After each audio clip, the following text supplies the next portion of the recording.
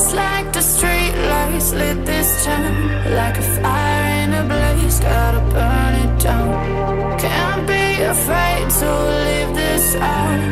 We got this far, don't know how. I see danger in your eyes. They know we'll burn down the night. Coming just like the sunrise. You know that we're gonna let it out tonight. We're gonna let it out tonight. We're gonna let it out just like the sunrise. We're gonna let it out now.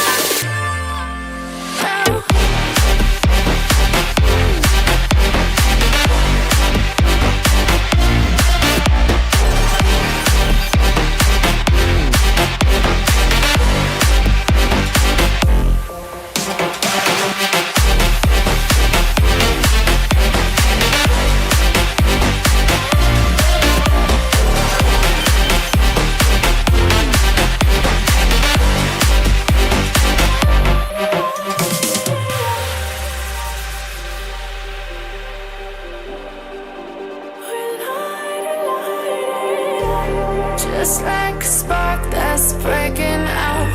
Can't make a stop, can't turn back now. We know that there's no room for doubt. No, we can't turn back now. I see danger in your eyes. They know we'll burn down the night. Coming just like the sunrise. You know that we're gonna let it out tonight. We're gonna let it out tonight. We're gonna let it out just like the sunrise. We're gonna let it out now.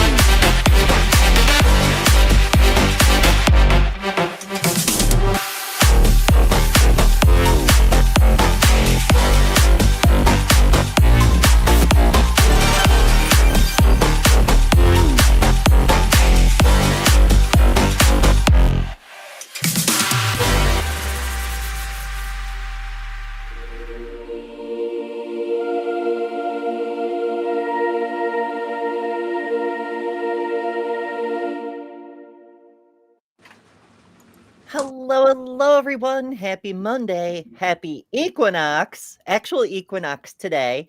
And happy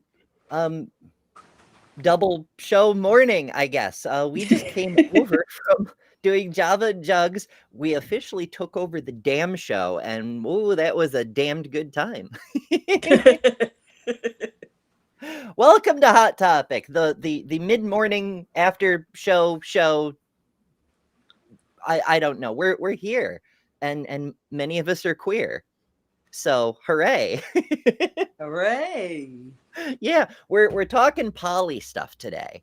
And this topic keeps coming up recently. Apparently the powers that be need another group to scapegoat and project at. Although it's a little bit harder with poly people because the innate nature of it is consenting adults. In fact, consent is a bigger part of poly than it seems to be in most parts of hetero world, at least the Christian side of things. So it's often misunderstood, often misunderstood by people who aren't out to misrepresent it. Like the hard right-wingers often refer to poly as a form of moral decay or social deviancy or whatever the case may be.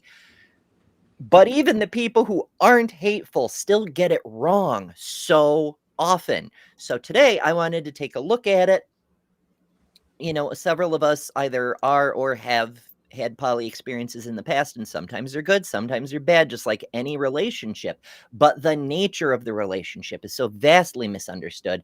I thought it might be both educational and useful as well as potentially fun to go through one person in particular's understanding of it. It's a fairly large creator I'm not familiar with personally. I think he's called Papa Meat, but he tried to understand poly, and he just couldn't quite get his head around it. And it's, oh goodness, it'll be an adventure. So thank you all so much for joining. This is a much longer intro than I'd originally planned for, which is why I should probably write these damn things down.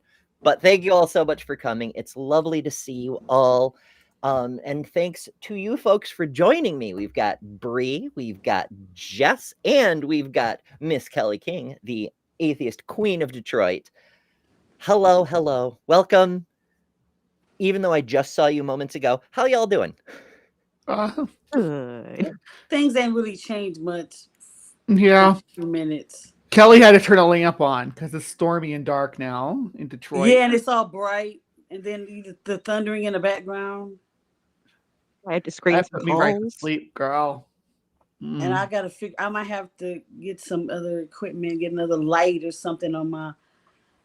I need to get different stuff.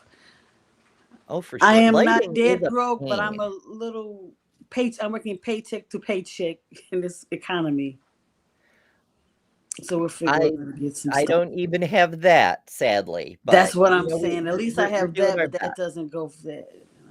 Yeah. But lighting has been a challenge for me recently because, as many of you know, when I set up my original studio, my monitor was part of my lighting setup. And then my monitor broke, and now I'm on a much smaller, much lower resolution monitor, and it's more challenging. Yeah, I'm using this iPad. So But there's such a huge difference when I open, like, this is how much difference my monitor makes. This is a window that only takes up a quarter of my screen, and it just, what? I like Suddenly I'm glow in the dark ember. with the blue lighting and stuff. That was kind of sexy. Her room was kind of sexy and stuff, you know. Yeah, it's we work with, I mean, hell, I'm in the fucking void over here, so we're just doing our best. But because it's the equinox, it's the last day of summer, I decided I was gonna wear my snack dress one more time. Yay, ice cream! Our I'm snack, keep eating ice sweetie. cream all fall. I know you can't- snack with it without that dress on. That's what I'm saying. Mm-hmm. So before we get started with the video, and as always, we're probably not going to get through the whole thing because we come here for the tangents, but what are y'all's thoughts on poly as an overview? I've been poly for 5 years. It's my life. That's what I live. I have 2 partners. They are both amazing. I have one on either side of the border. So that's pretty cool. Kind of unfortunate in the current state of things to cross the border, but that's what we do for. Hell yeah. Have you thought about importing this unfortunate exile in another land? He is actually going to look into getting his master's degree in Canada, so he may move to Canada for at least a little bit. It's probably wise. I mean, for is. one thing, educational institutions. You know, here in the US, we're doing our best to undermine those, shall we say. So getting a degree in Canada means you'll have a valid degree when you're done. Unlike some people we know.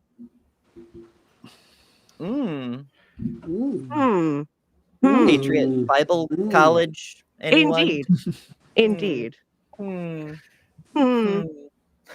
So I was I fortunately, so I can kind of look at both sides of the spectrum. I had a bad poly relationship where it mostly is because I was not emotionally mature enough to handle the relationship. And I've been poly for the last 3 years, and it's been decent now that my brain's grown up a little bit. But when I was younger, there was a lot of jealousy and stuff, and a lot of that I think was culturally ingrained in me. It wasn't like, it's not natural. It's that you're taught that, hey, you have to protect your your partner from other partners trying to steal them away from you and everything. And that's like built into your brain. And that's hard to get over. It's hard to get past that. It's true. Every partner I've ever been with has had issues with jealousy, insecurity, those sorts of things. But it is cultural because, as I've mentioned previously, I grew up not understanding why people did the monogamy thing. Like, I saw it modeled all around me. Every other adult was monogamous, right? Whether they were straight or gay or whatever, but it just never made sense to me because I was like, you love both your parents, you love all your grandparents, you love all your cousins. When you're a parent, you love all your children. Why is it this one specific kind of relationship you can only love one person? It didn't seem natural to me. And I really don't think it is natural because there's that cultural influence. It's always that oppressive culture of people are possessions. You are your spouse's property. If they want to be with someone else, it's because you're not good enough. And so we must never send that message to our partners that they're not all things all the time. And it's so fucking toxic.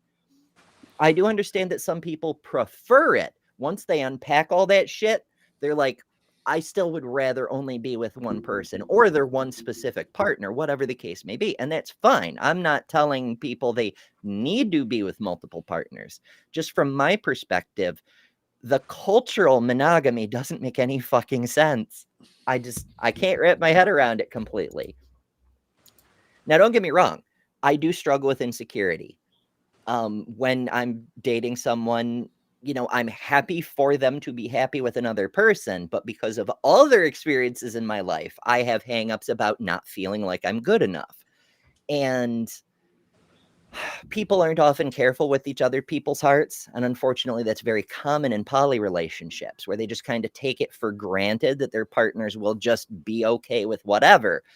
If you're going to be poly, one of the most important things is to frequently check in with your partners and make sure they're actually okay. Because it's part of caring about a person. But that's my take. Yeah. Okay, I'll go. Okay, so I'm going to take it a different stance. Now, I right now didn't really consider it. I don't know if it was poly or not. Remember back in the day, I would date somebody and be like, I don't want to be serious. I'm dating other people. And I was honest about it. And they would like dog me out about it. And I was like, but I'm honest about it. Why are you mad? Because I just got a relationship and it was not good. Why do I want to continue doing that? So right now, I've been single for a long time because I am so damaged with how I was treated by past relationships. So I'm not monogamy and I'm not poly either. But I have experienced things like that in the past. So I'm basically here as a spectator. Less people actually are experiencing this lifestyle right now. But with that in mind, if it's two consensual adults, why are other people worried about what you're doing in your bedroom, in your life? Shut the fuck up. Let people live how they want to live. You're not bothering Like an appeal to moral anybody. decay. They're not bothering Absolutely. And it's I so am wild always because these same people who are spectrum like, you must only ever have one partner are the same ones running around behind their cheating. partners' backs with other people. Like, people, Mhm. it's a human thing. It shouldn't be shameful to have other partners, but it is shameful to lie to your partner about what you want to do and what you are doing. Like, holy crap. But I will say Being this, open and honest. Yeah. That makes it. even in poly relationships, if there are rules, follow those rules. Some people You want can to still meet their cheat in a partner's poly spouse, relationship. partner's other Oh, friend. yes. Some don't. Be honest and forth with everything that you do. Yeah, absolutely. In fact, I'm not single for many, many years because I'm damaged. I'm single because there isn't anyone IRL that I'm attracted to. I'm And not the that's sort me of right person who now. will be with someone just to be with someone. It has to be someone I want to be with. And there just aren't any in my immediate area. So I'm just kind of afraid to date. shrug. But yeah, there's a I'm non-zero scared. chance that my low libido, shall we say, has to do with past traumas, because I have yet to be in a relationship of any kind, poly or monogamous, where I wasn't cheated on. And so I just kind of don't trust people much in that respect. That's not to say there aren't faithful people in the world. I'm confident there are. I just haven't ever been with one. Not even cheating, but the abuse, mental and Yeah. physical. Mm.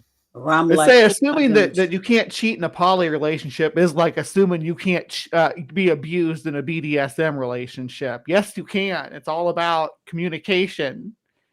If you're in a poly relationship with multiple people and you aren't telling any of them about another person that you're sleeping with, you are cheating on your polycule or your multiple partners. I do find, however, that like within the poly world, more so than the monogamy world, you'll find poly people going and getting their STD tests and their Yes. STI tests. And you'll also find that in like Christian marriages, they have an issue with STIs and stuff like that because they get cheated on. And the safety aspect, I would say, in poly is at least focused on a lot more. Like, it's not brushed to the side because, like, if you're adding a new person, whether that person is an eggplant person or a not eggplant person, um, I love the y- euphemism. um, you just be honest with people, be open, be honest. Also, while I have you, also I have been posting some resources in our little chat if you ever want to put stuff on the screen. I'm big on resources for this sort of thing, like the jealousy workbook, for example. I know we were talking about jealousy a little bit before this.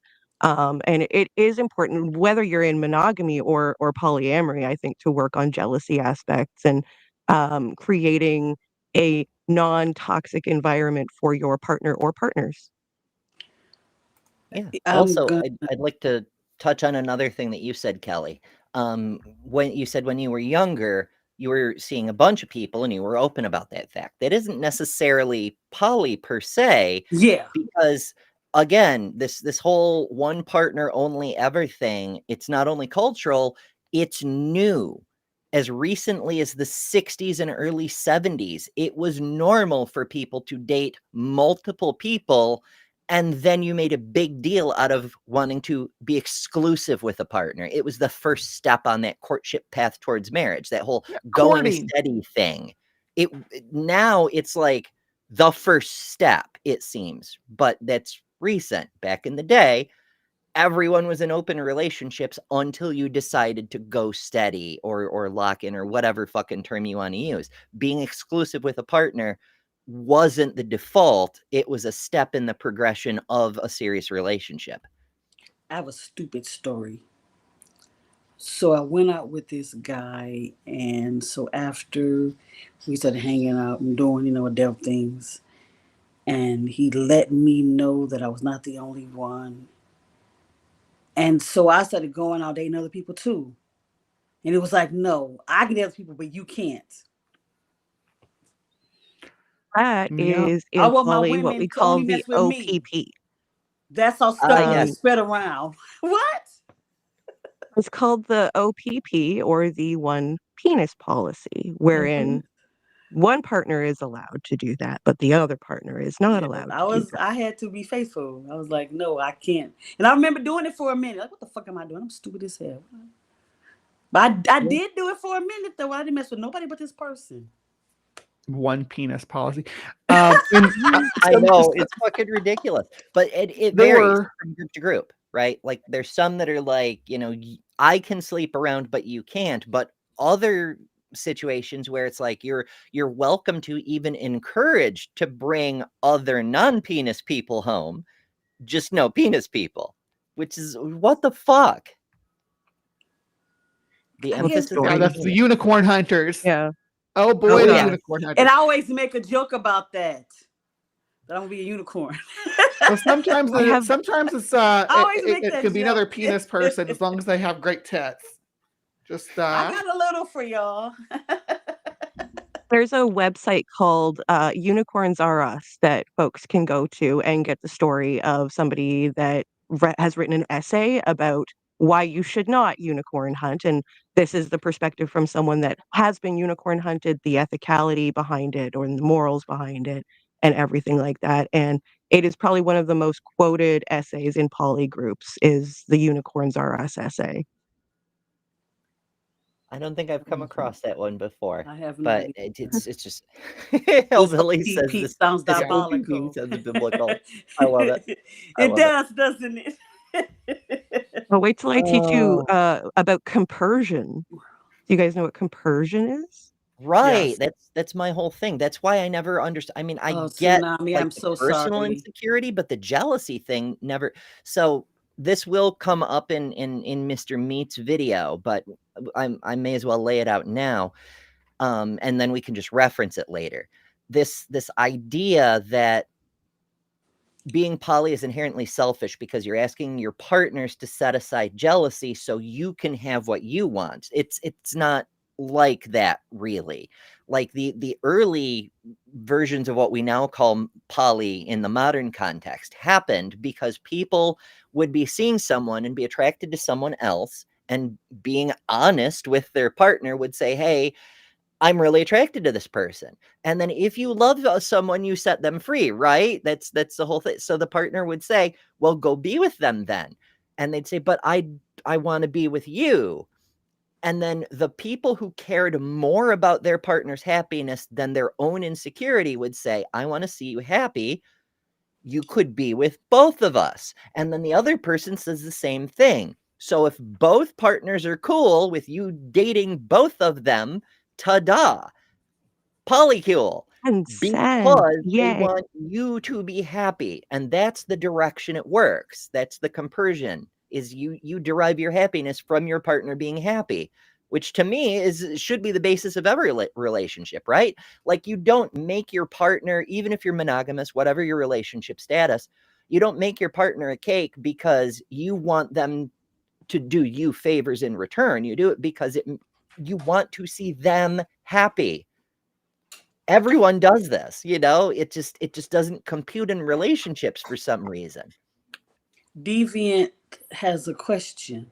Yes. Deviant asks, can we define what unicorn and unicorn hunting is? So to not overly belabor the point, a unicorn in this context is a bisexual single woman, so that a married couple can both date her, and they only ever want women. That there is a group who looks for men. They're called dragon hunters for some insecurity reason. But what you think unicorn because they have a big old horn, but never mind. The idea is that single bisexual women are as rare as unicorns. So when you find one, it's like finding a unicorn. That's why they call it unicorn hunting. And that's actually not true. Bisexual women make up the majority of women these days, but details. But they're always on the lookout. They're not looking to be like poly. They just want a sex toy in human form that they can both play with. And that's why it's looked down upon. Like, if not to kink shame, if you're into being used like a toy by a couple who aren't interested in your feelings, by all means have at. But it is so dangerous because they will use love bombing and gaslighting and other abuse techniques to try to make you their exclusive property, depriving you of the chance to find a real relationship with people who care about you so that they can use you as a sex toy. Be like me and get paid when you do it. You can get good money for that. That's what I'm saying. That's the only time that I've ever done it. We all got something out of it. Yeah, it's a fucking oof. It's so much oof. Did I say that out loud? Oops. Alrighty. Well, we've preambled a bit, and like I said, we're never going to get through this entire video, because and it's fine, because we come here for the tangents, but let's bring today's friend Does he have on a up on ghost screen. sweater or something? A ghoul? Not hating on his background though. That's kind of vibing. I For know. real. Yeah, I like it. Yeah. He's got the pink, he's got the monster, he's got the freaking Yeah. fortune teller thing. It looks like an old school computer monitor, but it's got like monster Yeah. teeth. It's pretty fucking badass. I dig it. There it is. Yeah. Yeah. To be clear, this is not a bad dude that I can tell. He's just a popular content creator who's mostly a popular content creator who doesn't understand the thing that he's trying to talk about. Okay. Talking about everybody's favorite relationship status being polyamorous. I don't know. Is that polyamorous? Polygamy. We're talking about the nuts and bolts and the of it all. Huh? You know, we live in an age of sex positivity. Wrong Every day we already. see more and more people. He already dropped the polygamy word with poly. Oh my gosh. Oh my Yeah. gosh. And that's a frustrating thing because polyamory is not the same as polygamy. I get that people confuse it because they refer to single partner as being monogamous, but also, you know, linguistic nerds often point out that polyamory is a sin because you're mixing Greek and Latin roots. It's linguistically Exactly. an abomination. And that's Thank true you for because calling poly that out. comes from Greek, meaning many, and amory comes from Latin, meaning love. So many loves, which isn't necessarily the same as reproducing with many partners. Although I understand Americans have a great deal of confusion disambiguating screwing someone from loving someone, but whatever. I mean, I don't know if polygamy should be. I think polygamy gets a bad rap anyway. Who is the? Because it's just the government saying, "Hey, Yeah. you can't have more than one Taxes. partner that's going to inherit your wealth and stuff when you die." That's what it comes down to. And it's weird that they say that because if you have more than one kid and no spouse, it's fine. Leave it to multiple people. But yeah, it's gotten a little better now, but a lot of the fucked up shit in our laws comes from inheritance law. The rich people getting worried about their legacies or whatever. Like, as I've mentioned before on transpositions, a big part of modern transphobia doesn't actually have anything to do with trans people per se. It has to do with inheritance law, and it is a fucked up story. So TLDR, and I know tangents already, but again, we come here for the tangents.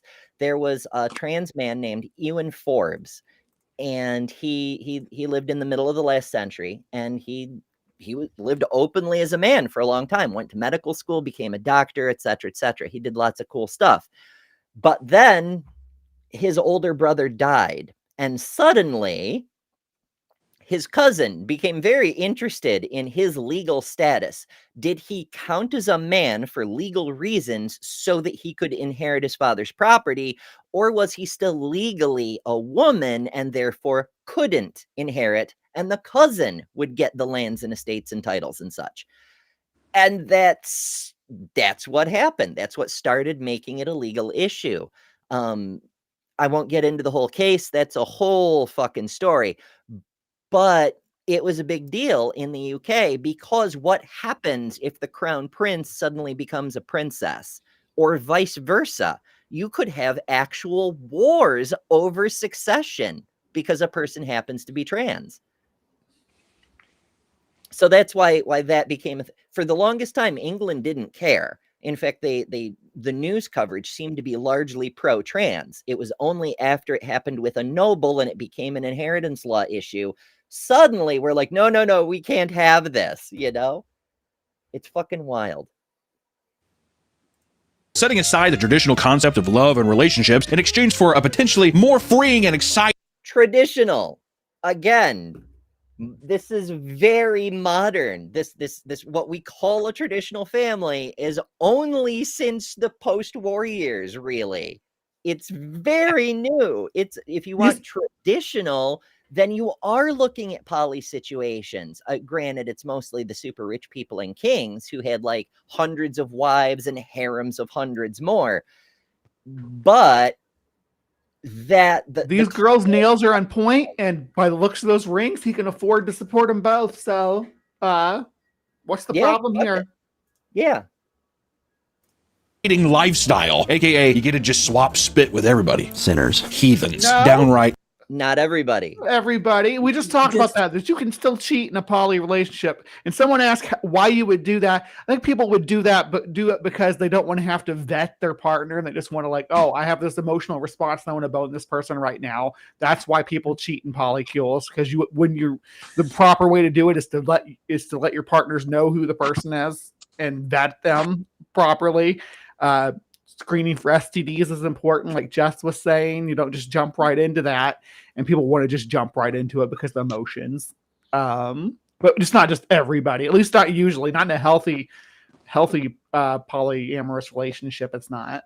No, my goodness. I mean, there's not even low key. It's not even veiled, but there's slut shaming in there. It's first of all, not all poly people are sluts. Most poly people I know are super fucking picky, precisely because the relationship dynamics can be so complex. They'll only even offer an opportunity to somebody that they believe might fit in with the people they're already with. But that notwithstanding, even though I'm an aspectrum person, I'm also kind of easy. Like I don't have a problem with multiple partners or people that I've only known for a little while, as long as there's attraction. It's getting the attraction that's a hard part. But that doesn't mean everybody, right? Like if Charlie Kirk's ghost hit on me, not a fucking chance. If James said I had a lovely couch, not a fucking chance. You know, it's not nobody. You have a three-way with JD everybody. and a couch, huh? Yeah. Make a porn about that. Thick JD band. So thick. It's got to be thick. Nice thick couch. I always make a joke that while they were still he was still president, I was gonna have a threesome with Obama and Michelle, but it never happened. And everyone was like, "Well, if that happens, we have to see the video," but it never happened. But I made a joke about that. To the whole network, you are valid. You are valid. Yeah, and Lauren says, no, I want to bang everybody. Fair.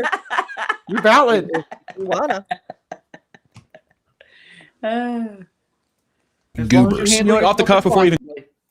What's that? I said, as long as you handle yourself responsibly. Yeah. Hell yeah.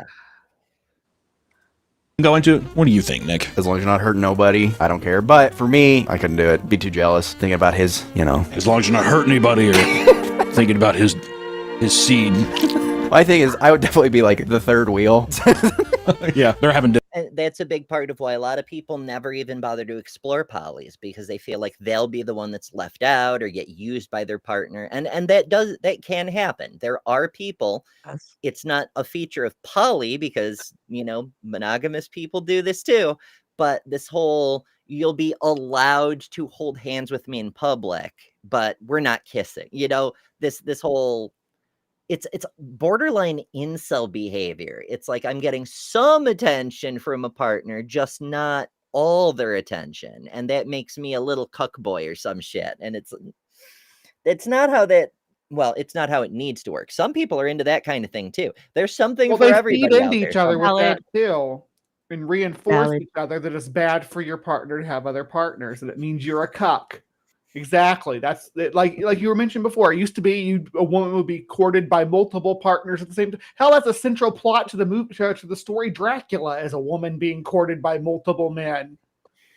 But the Pride and Prejudice too, Or if I'm there not was mistaken. reality shows. Yeah, and it's normal. And now they're like, oh no, you're a little cock boy if your girl's being courted by other guys. Yeah, you're Let's not. say you can't alpha court or other not. girls, right? Yeah, But- it goes both ways. Or if you're bi, just date everyone. Whatever. It's all good. I do. Or whatever, and you're in the back of the car like, can't you give me some onion rings? Yeah, we'll see. Pipsqueak. Yeah, they're bullying me. She doesn't have sex with you. Honestly, if a partner buys me food, I'm going to like them a whole hell of a lot better than the partner who only wants to get in my pants. Just saying. But I mean, garlic bread, right? They're gonna get you energy. You're my boyfriend. What's They'll that? give you energy. Food gives you energy. Well, yeah, that definitely helps. And in fact, that's a helpful tip from a person who's been very promiscuous in her life. So Eat give a her couple food. hours before you get busy, because Stomach running cramps. Oh, out those of cramps. You energy get cramps if you midway eat too through soon is after. disappointing as hell. And they always do it as if there's only this one kind of dynamic where there's one partner that both other partners are interested in, right? And that the other two people are like sort of competing for their attention when they present these, because that's the only way that they can, because their own insecurity, that's the only way they can see a 3-person relationship. Because they have, and I was this way. That was my problem with my first polyamorous relationship, was that I was so insecure to see my partner getting attention from somebody else and me not being able to, and it was my own insecurity about who I was and not being able to feel the compersion to enjoy both my other partners enjoying each other. You know, you have to learn to, I had to learn and grow as a person to be able to accept that. I guess what would get me is if certain partners were better than the other one, and I would want to spend more time with the other partner because they please me better. So that might make the other partners jealous. Well, I mean, there's partners that you want different stuff from, right?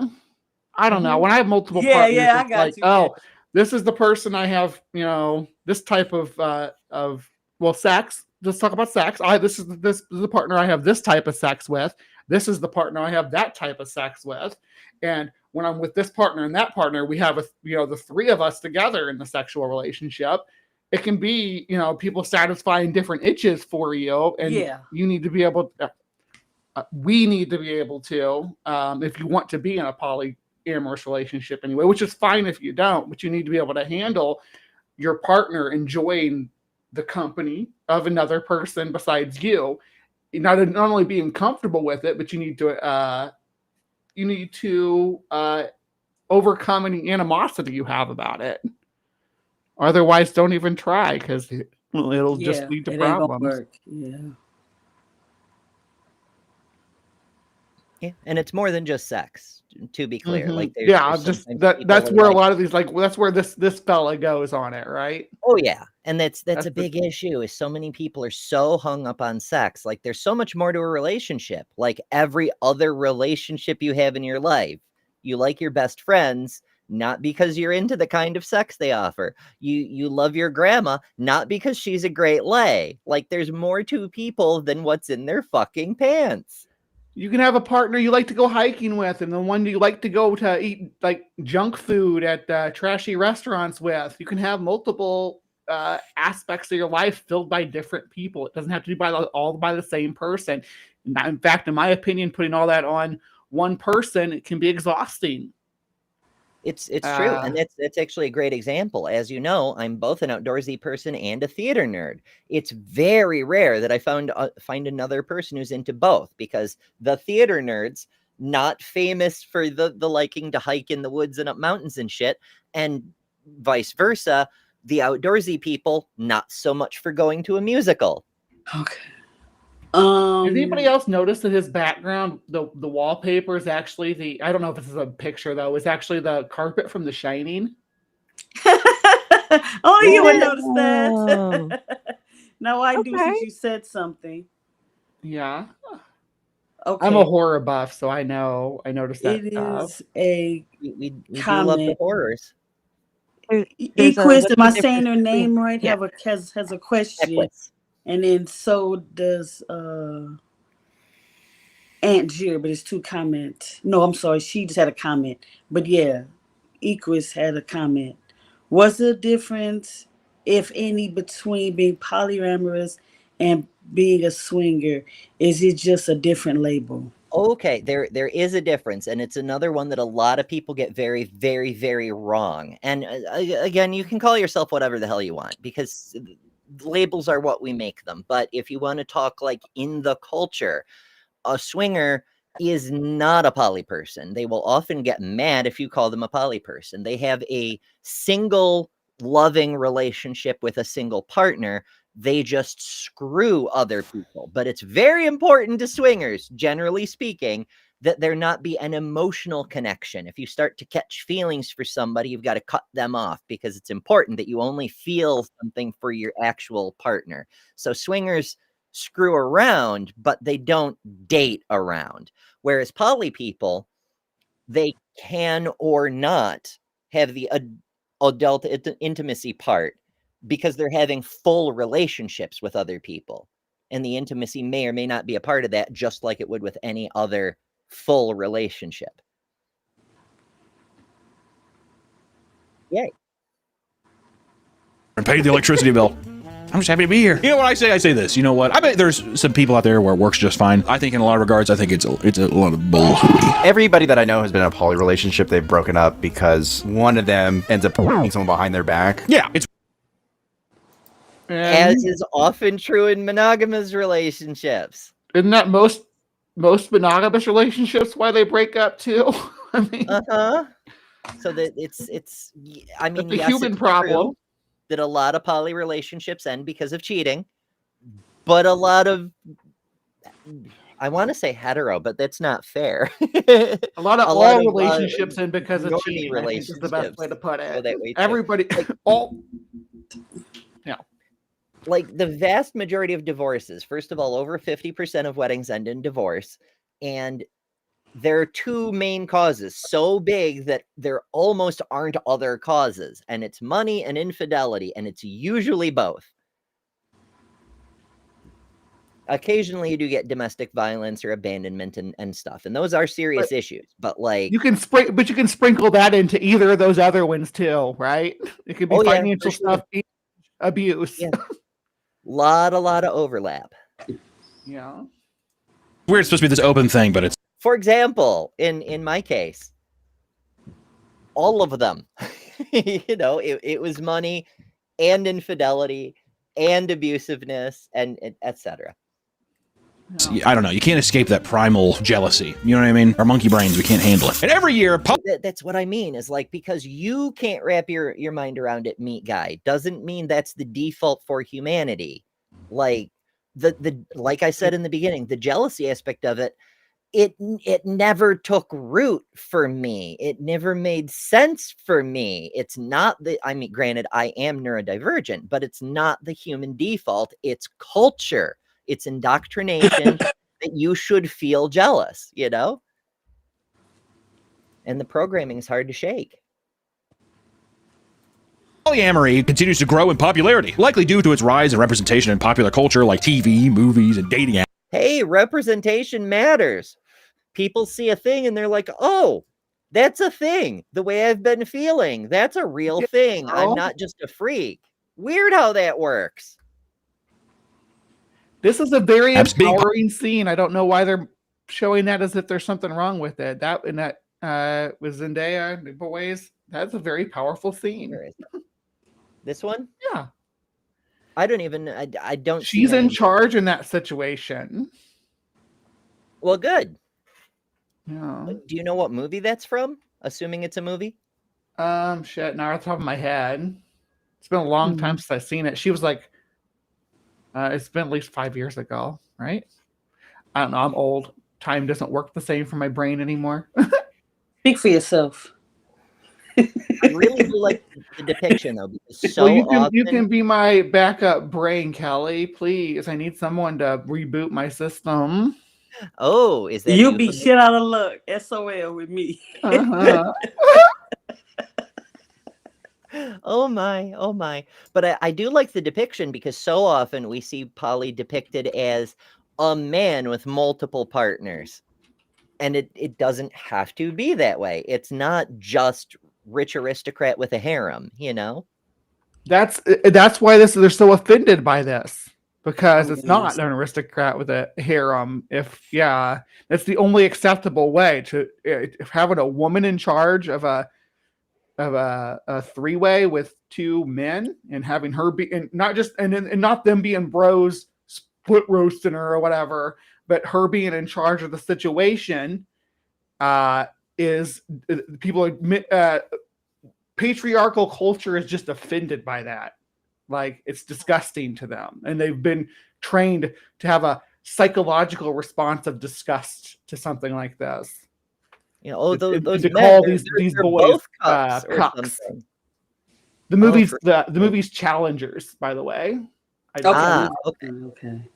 Yeah. How dare people care more about their partner than their own thing? But again, to go back to the traditional values relationships thing, because women having rights is only relatively recent as well.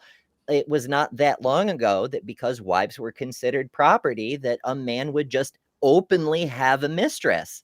There's even an old joke about an old man and his wife going to like a burlesque show or whatever, and the wife saying, "Hey, which one is yours?" And he points her out, and she's like, "Oh, she's prettier than the other one." It's like, it's just expected. You have to accept that your man's going to fool around, but you can't because you're the property. And it's because you're not taking as good a care of yourself as you need to be if your guy's looking other ways, right? If your guy's cheating on you, you need to look in the mirror and see what you're doing wrong. That was the message if you wanted to start complaining. It's so fucking it's infuriating. Being polyamorous essentially means having more than one partner. That's what it means. Why would you want the hassle? I could hardly keep up with one. Oh God, dude. That one's kind of a semi-valid complaint. I've heard so many poly people who are like, so many partners, so few hours in the day. And that works both ways. Like, a big part of the reason people feel left out in poly relationships is because while your heart can always generate more love, you can't generate more hours in the day. And so, like, I mean, I dated someone who had 7 other partners at the time we were together. And they literally had to schedule, like, Monday I'm seeing Jason and Tuesday I'm seeing Brandon, and etc. Because, like, there just isn't enough time. Yeah. It's fucking wild.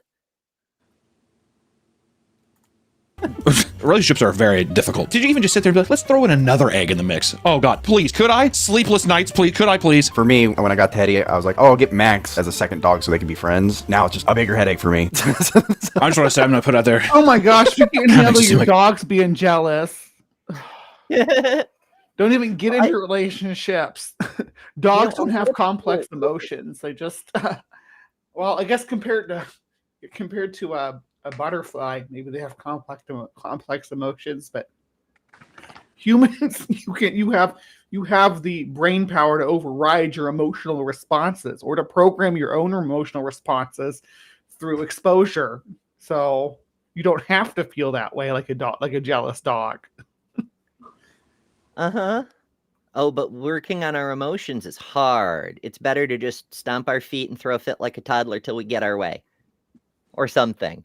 But it reminds me of the thing about children. Like, so many children are like, how Ember, do you manage to have so many children and like be happy about it? And granted, I only have 4. It's not like I have a fuck ton of children, but honestly, it's not. Once you have one child, you're already doing the feedings and the diaper changes and the cooking dinner and whatever. Adding a second isn't the same level of major life disruption. Like, it's once you have one, you may as well have more. It's not that much additional work, the degree of difficulty from having 0 to 1 is huge, but going from 1 to 2, it's just, so I don't get it. It's with the pets, right? Like, yes, it's more work having 2 dogs than 1, but it's not that much more work. You need a little bit more food. Maybe walks take slightly longer. Your biggest issue is if you go to a groomer or something, you have to pay twice, Your relationship with your dogs. I can only afford so much peanut butter. It always feels like poly relationships are people who are too spineless to break up with somebody. They're like, can we bring in someone else? And they're just trying to transition someone out of their life. I think that we're just wanting somebody else in our... I have never seen that happen. Me either. I've seen Only when I've seen- only when it's a self-fulfilling prophecy where the person thinks that that's what's happening, so they get all worked up about it, and then it's like, okay, well, I need this in my life, and you're being unhinged about it, so I'm gonna have to move on. Oh, I mean, I've seen. So one of my earliest very serious relationships, and I mean serious, like we were engaged and shit.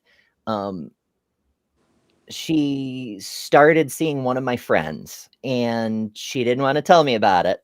And then when she did tell me about it, it blew up into a big dramatic mess. And TLDR, she was like, I didn't want to hurt you though. I was like, oh, this is so much better. Instead of being honest with me and like ripping off the Band-Aid, you left me in agony for months about why doesn't she love me enough? All that sort of shit.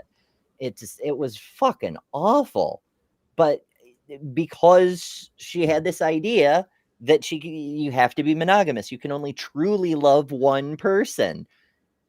If she didn't have that baggage, I don't know. We were all teenagers at the time, and at least two of us were extremely emotionally insecure, hence the not telling me part, and also being my friend and literally stealing my fiance. But if there were honesty, at least we could have tried something different. It just drives me fucking crazy. But one piece of good news is, I got to scroll back up here. Lil of all trades gifted 5 memberships. Woo! Yay! And those went to Kip Davis, author of no books officially, because we live in a fascist world where we just declare things. Rainbow Ash, Wim Sweden, Caterpillar, and J Mike. Congratulations, folks, and do enjoy all the fun custom emojis. There's a bunch more, but I'll drop only a few. Those are voted on by the members. When we get enough members, we get to unlock an emoji slot, and then the members get to vote on the new emoji. And also, members at the Spark level, which is the mid tier, the lowest level match, which is if all you want is emojis, it's 99 cents a month. You get emojis. Congratulations. But if you want more than that, Spark level members get behind the scenes early access to videos, a shit ton of exclusive content, membership streams, which I do at least once a month, and more. And then there's another level higher, Cinders, who get exclusive shout outs at the end of videos, when I roll the credits at the end, and other things like behind the scenes photos and updates and whatnot. Like, the last couple of ones I've done are been like, hey, here's what I'm wearing backstage, like an hour before I go live or something, like whatever I can do. But at whatever level, thank you all so much for your support. It is literally why I'm still here. It's how I pay my bills and, have food and things. So I very, very much appreciate it. And I appreciate all of you. So I hope you enjoy those benefits enough that you decide to become a permanent member, because it helps so much. So thank you. Group instead of just being like, I don't like you anymore. I want to break up. That's how I look at it a lot of the times. And also, too, you can get out and still. Or you found your new favorite. This thing is just kind of like your side. What the fuck is that phrase? It's like, get your cake and eat it too, or whatever. There's no way I said that right. It's like baking a cake and eating it. I mean, that is what you do with a cake, right? Like, okay, so the phrase is have your cake and eat it too. And again, this is one of those translation issues, right? The turning of the phrase thing. It's properly translated. It would be eat your cake and still have it. But the way we say it, have a cake and eat it too. Yeah, that's when you have a cake, that's the point, is to eat it, right? Unless you like want it for a display piece or something. I don't know. It's a weird phrase in There's English. some pretty old wedding cakes out there, though. Oh yeah, they're fair enough. Yeah. Queen Victoria's wedding cake, there's still a slice or two of it left. I don't think I would. Really? I wouldn't eat it, but No, for a couple of reasons. Like, I mean, not only is it historical artifact and also really old, but like they made everything with arsenic in it at the time. you know what the most annoying part about this guy's take is? he's kind of cute, but he's got like this incel vibe he's putting off that's like totally nullifies any kind of cuteness that he has. Sorry, babe. The whole relationships are evil thing. I don't know. I worry about it sometimes myself because while I'm a very sex positive person, I'm also like aggressively ace, you know? So I don't know. I worry about putting out I've been single for years. I don't want none of y'all, you know, like that kind of bitterness. And I try to avoid that. But yes, Theo, J Mike frequently lurks, especially when we wax philosophical. I haven't caught him on a morning show yet, but he may not be a morning person. I don't know. But occasionally he'll pop in and make a point. Like when I screw up a fallacy or something, he'll be like, no, that's an appeal to authority. Something like that. But he does I lurk had asked because he got a membership. Was he lurking on here? Yeah. I was like, wait, is he in here? Because I didn't see him. That's why I was wondering. As you know, they're random. You only have to interact with a channel once, and you're permanently in the dice rolling thing. Oh, okay. Now I understand. Okay. Because I'm like, don't you be? I thought you had to be in the stream at that time. No. It would be nice if it went to people who were in the stream at the moment, because then they could all play with the new emojis and things. But alas, we'll get people who don't even have active YouTube accounts anymore. That's wow. happened, I didn't know. So now I know. Okay. Yeah. There's certainly a large group that continues to stigmatize the poly lifestyle, believing that being monogamous is the true natural order of things. Some believe that the cost of living has risen so much that people no longer strive for the financial benefits of marriage, instead opting for financial benefits of marriage. There are people who live in multiple income households because you can't afford to have a household on just 2 incomes anymore. Cost of living is so high. That doesn't mean you have to date everyone in your house, but there are people who do. And the other way around also, like a polycule who all like each other will sometimes get a house together because of financial reasons. They're like, we can. And you could be in a non-sexual polycule too. That's true. That's true. Because all a poly requires is love. It doesn't require sex or sexual intimacy. Yeah. I went out on a date with this guy. Pretty good date. Couple other dates we went on was fine. So this one other date we went on, it was a woman at the table, came in the restaurant. It was a woman at the table that we went to. And I'm looking strange, like, what the hell is going on? And then they started talking about, he was like, oh man, she's perfect. And it was like telling me they had a like a side-by-side, a townhome, condo, whatever. And that she was there on one side, I was on the other side. And they basically live between both sides and everything, and how we'll share expenses and don't have to worry about children being watched. We have each other and work together, and it's a wonderful community. I did not take them up on their offer, though. But yeah, I mean, I'm like, damn, the way this economy is now, maybe I should have. Yeah, I've been offered. A couple of my exes have offered. They're like, hey, I know you're looking for a place, and I need another income to be able to afford my place. And I'm like, I don't know if that's a great idea. Because while we got along fine when we were dating, there's always that lingering animosity about heartbreaks. Like, you may still like the person, value them as a human being, but because you're still hurt, you don't want to be in their immediate presence all the time. You know, it's just, I don't know. Yeah, I'm like, nope, I'll let somebody else do that. Non-traditional family structures. Believe it or not, it was revealed in 2023 that 19% of adults from the UK participated in polyamorous or non-monogamous relationships. Like it or not, lifestyle isn't going anywhere. So if you're considering the lifestyle, I hate it when people call the way other people love each other a lifestyle. I mean, it's closer in this case because so many people are poly by nature, but choose to be in monogamous relationships either because of their partner's insecurities or because they worry culture might not accept them. Much like a bisexual person might choose to fake being hetero for the sake of not getting hated on by the culture. But that doesn't really, it's not quite like lifestyle is, I make $10 million a year, so I have a mansion and an oversized swimming pool. Like that is a lifestyle, right? It's not the same as who you love and how you love. Poly lifestyle and don't know where to start? Look no further, my friends. Today we're going to talk about the convoluted world of poly relationships. Because it gets complicated. It's not that complicated. Like because there's people involved, it can get complicated, but so can monogamous relationships. It's just you love more than one person. In the same way you love more than one person when you have more than one kids or more than one parents or more than one friends.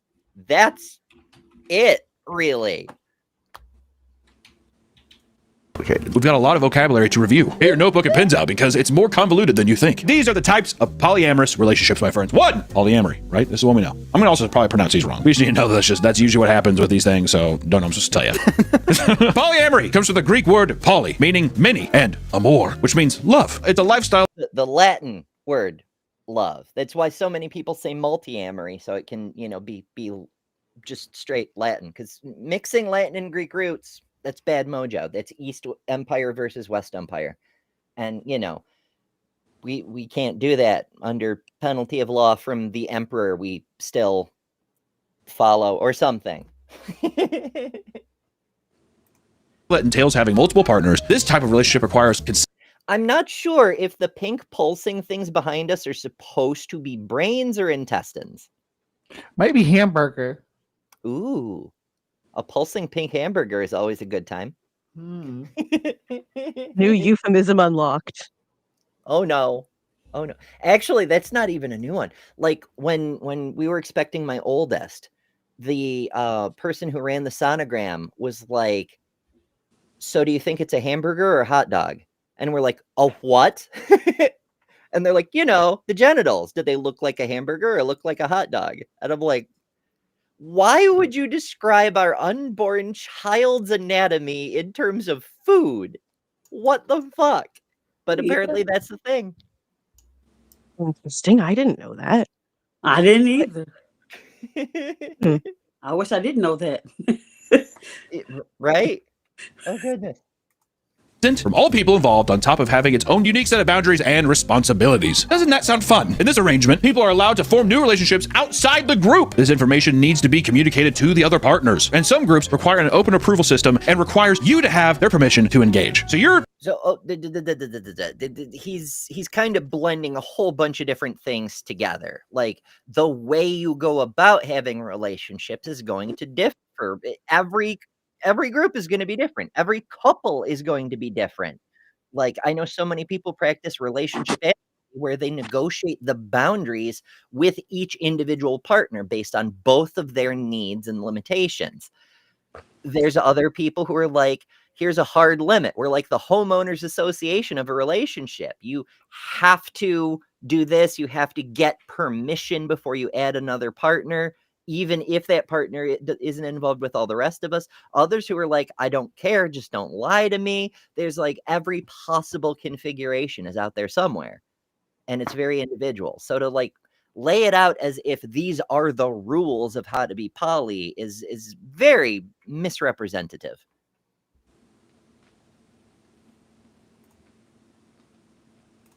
In this wolf pack, right? And then you're like this other thing, like, well, we're already doing this thing. I'm just going to go do this. You need a written letter of approval from your wolf pack before you can go out on the hunt again. How is that, dude? Pretty soon you're going to be outnumbered the more people get in. Then the larger your group becomes, it's like, it's a 3-1 vote, dude. We don't like Jacob, man. You're not going to fuck him. Those are the rules. It's like, what do you have to do as a 30-day notice also if you want to leave?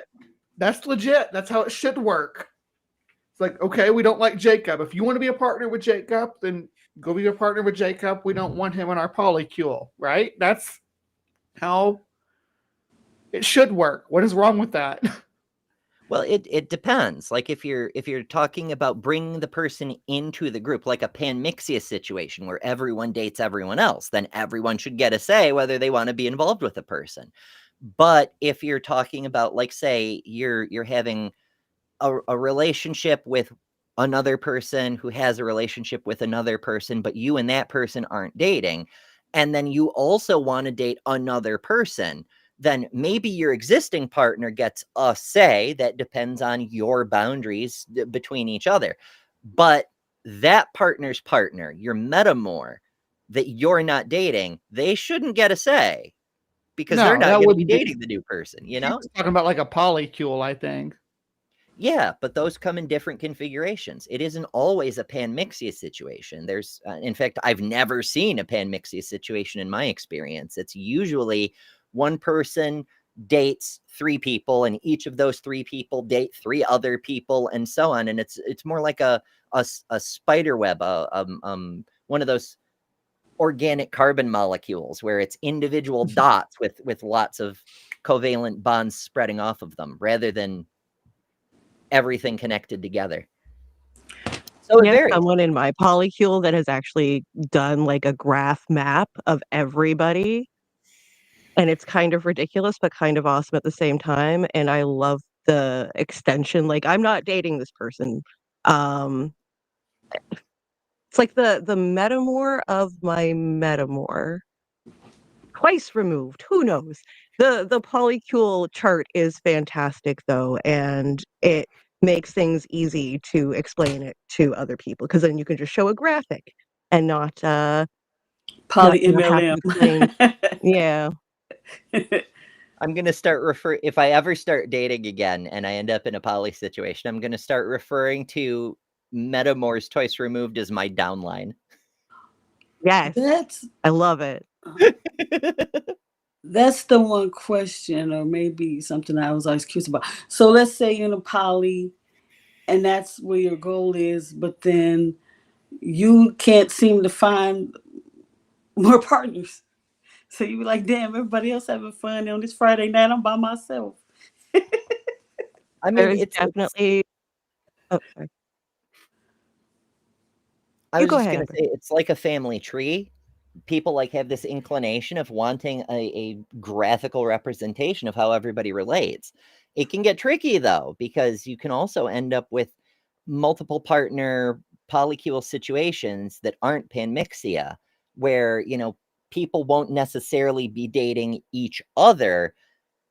And then sometimes, you know, 2 people who weren't connected will suddenly connect, and then another 2 people who were connected will disconnect, and it's fascinating.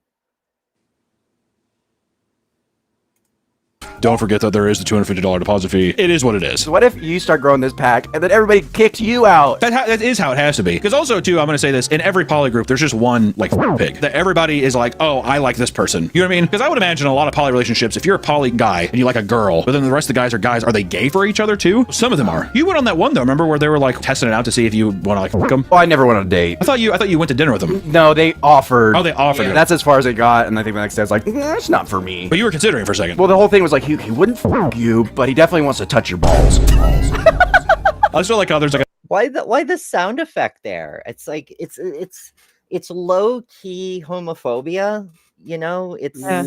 Yeah. it's like I we're don't know not that it's that against low gay key. people, but we're still gonna mock gay people, you know? Yeah. It's a little weird. Aunt Jur asks an interesting question.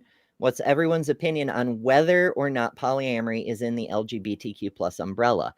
It's No. like BDSM. It It's a doesn't have separate to be. spectrum, in my opinion. There's Yeah. a lot of poly people who It's are. There's a huge amount of Yeah. poly people who are bi, but it isn't.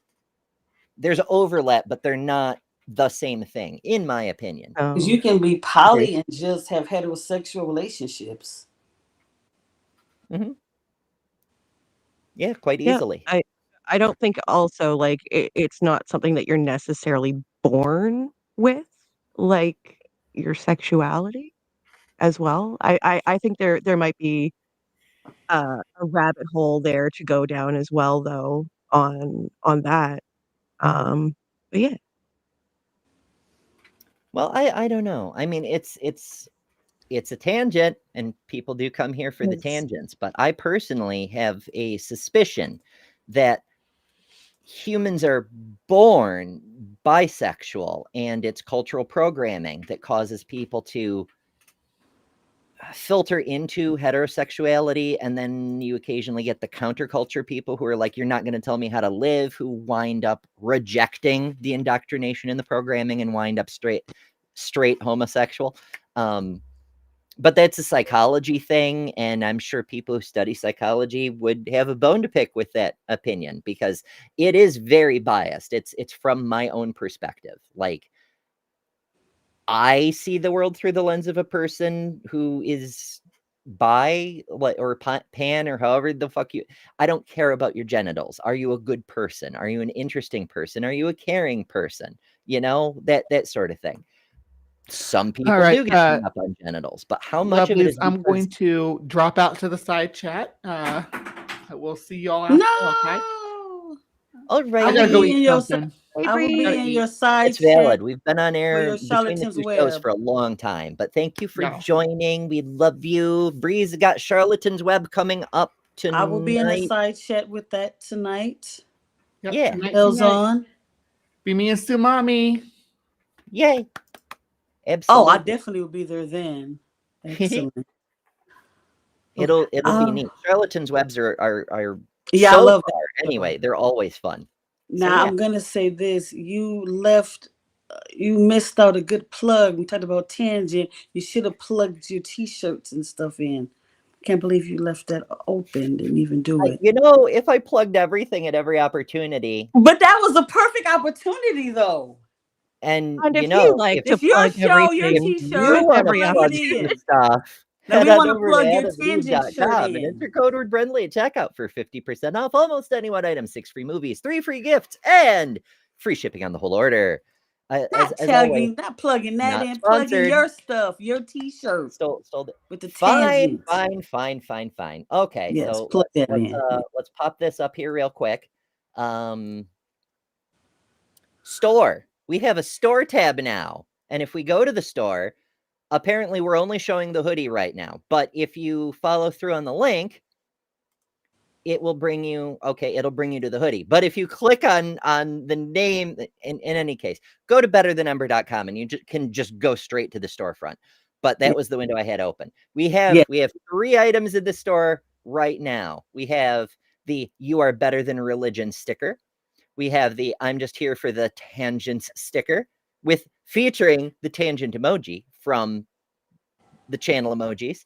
And you can also get that as a shirt or hoodie, which I suppose are 2 different products, but whatever. And I've made those as cheap as I possibly can because I am very poor, and I understand a lot of other people don't have a whole shit ton of money, but they're there if you want them. And if there's other items that you might like, I only made those because people literally demanded I make them. And if there's other things that you have a demand for, do let me know in the actual comments, not so much in the live chat. I appreciate the comments in the live chat, but I'm not going to see them after the video.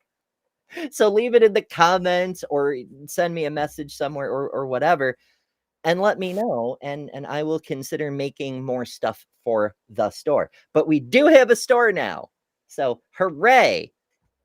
Yay. Are we eventually going to do like a Java and Jugs thing eventually? Maybe. I was asking. I mean, I've been on YouTube for 3 years now, and I just now have a store. You know, it just, we'll see. I'm If saying it could be Java added sticks to the around, if it dam or becomes really something. popular, then maybe we'll have to figure out how to go about doing it. But yeah, there's a non-zero chance. I'm not going to rule it out at this and point. have us on the show. That'll be cute. Yeah.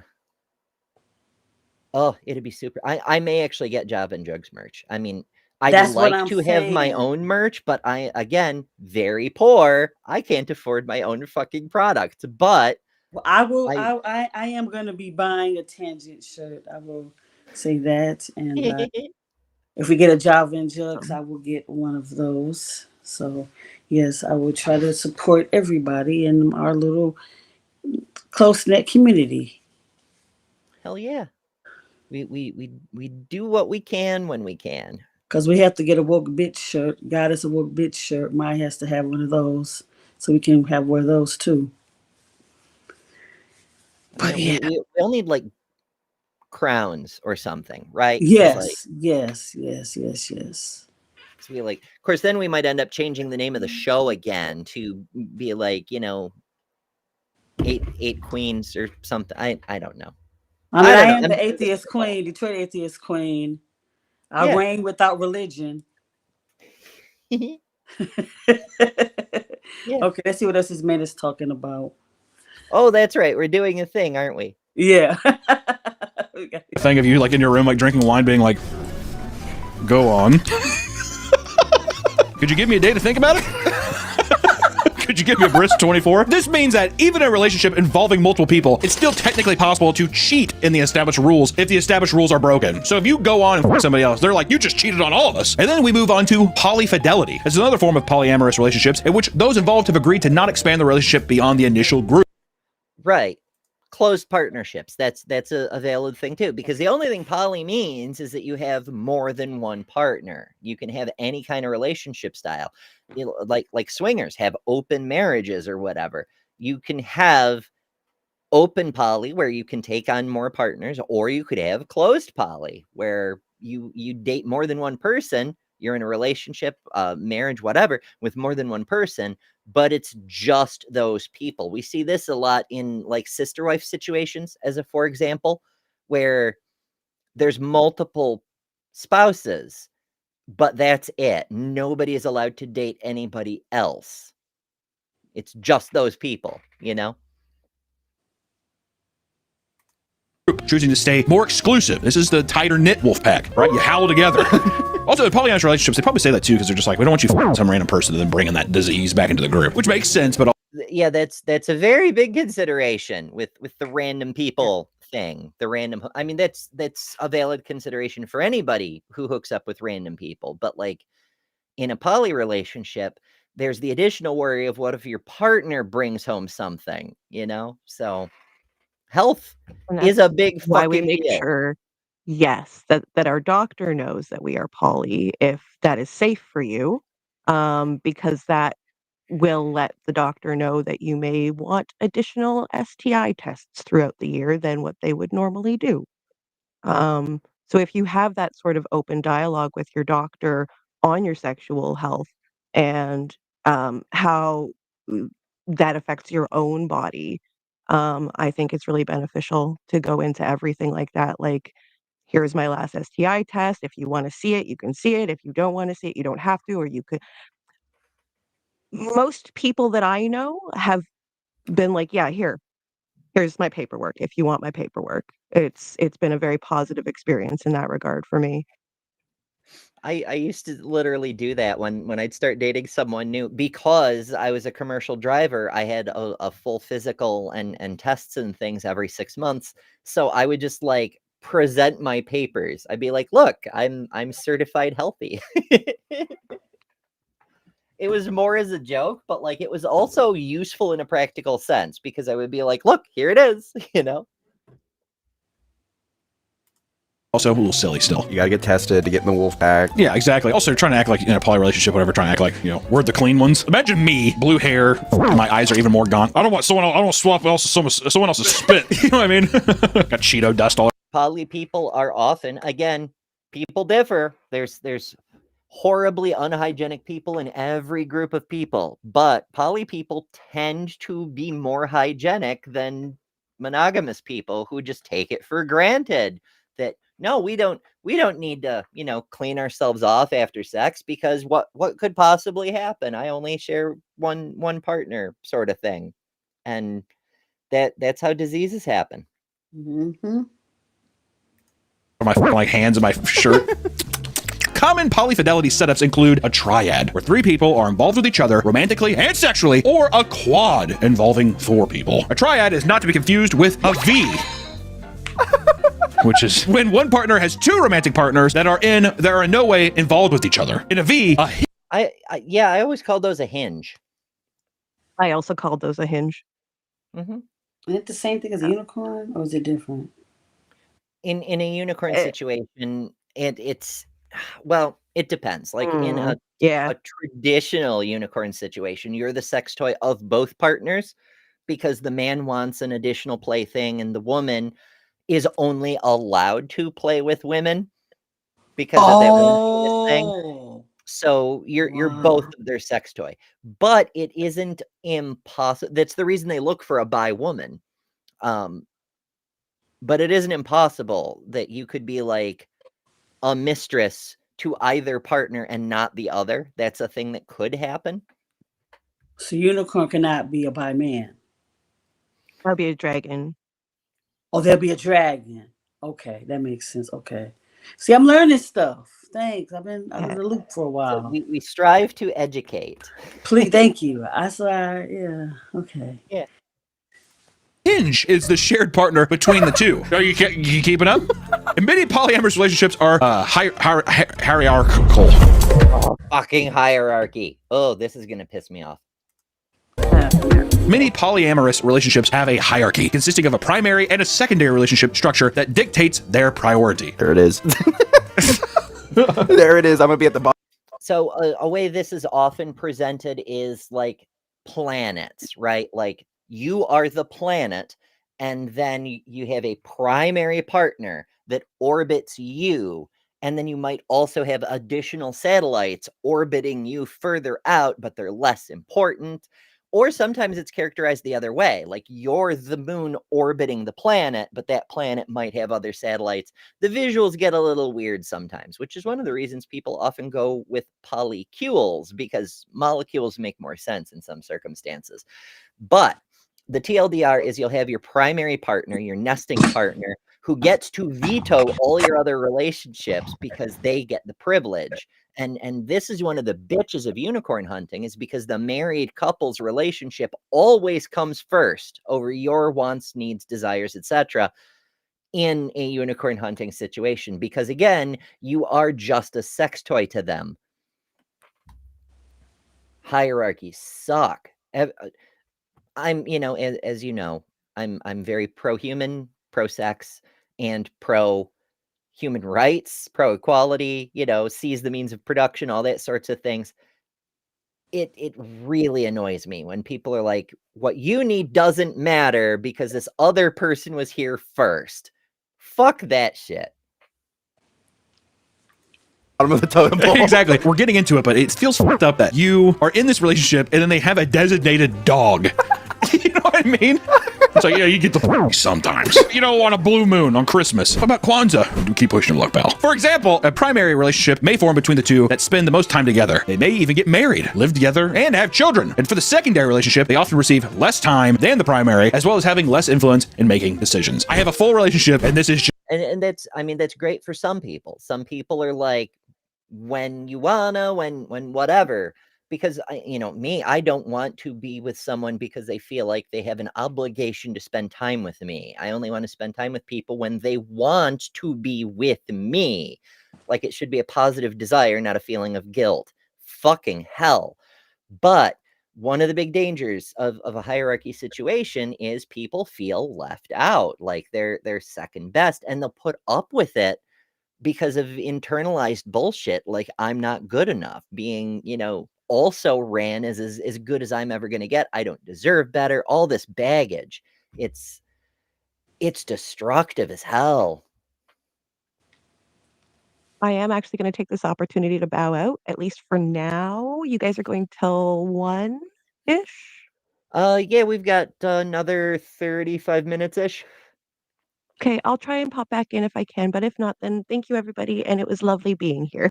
Thanks for Yeah, coming thank you for in the coming back. stream. We're so glad you're Bye. here. Always lovely to see you. And Jess, of course, is on How to Rule an Asteroid, where she's lately been releasing videos picking on Kent Hovind for being a chicken. And hopefully me and Jess will be collaborating soon and doing some things together. Definitely. Yes. All right. Bye, guys. See you later. And of course, the links for all of our hosts who pop in and out as they can and want to, because you may have noticed not everybody shows up to every show. They come to the ones they want to come to and can make it. So all the hosts are listed on betterthanember.com in the creators section. There's that whole list, that giant list of all the creators that I know about that aren't evil. There's also the cast of Hot Topic, the people who may or may not be here for any given show. You can find all of their links on betterthanembry.com. Just my dog that gives me gifts and I get attention from when I'm tired of my primary. This does not feel like the most selfish thing imaginable. Only one person is benefiting from everything. The woman. And an anchor partner. Well, that's sexist as hell. Anchor Very partner, much that's so. another good term for nesting partner. It's the primary kind of thing. Basically, the only person whose opinion matters, which is one of the reasons I think it's bullshit. Although I must confess, I have been the anchor partner for some people because they function best in a structured situation where they have one dependable anchor who always puts them first, because so many of their partners don't, and like wouldn't be there for them. Like a lot of times it's just dating, which is to say Netflix and chill and not much else. And they needed somebody who's there for them emotionally too. And an anchor partner, a nesting partner, you can depend on to care about you as a person, to care about your feelings and how you're doing in things. So I filled that role in the past. But in that kind of situation, it's unfair to the anchor partner, because even though they do get some privilege in vetoing other partners, which is bullshit in its own right, they also get all the emotional labor that none of the other partners want to help participate in, which is also bullshit. Is the non-hierarchical relationship equivalent of a primary partner being the one that is the most stable and reliable figure within the group, the person that has a job. That's not quite right. Every person will have their own anchor partner. Even if you are in a polycule, often you will have couples where they consider, this person is my anchor partner, and they'll be associated with everybody else. And then another couple with their own array of people, and there's overlap and crossover and all of that. But like, it's the way he's depicting it, like there's one standard model of being poly, and there's always one person who's holding the whole group together. That never happens. I mean, it may happen because every configuration is possible, but I've never seen it or heard of it. Like, it just, people don't work that way. Mhm. Okay.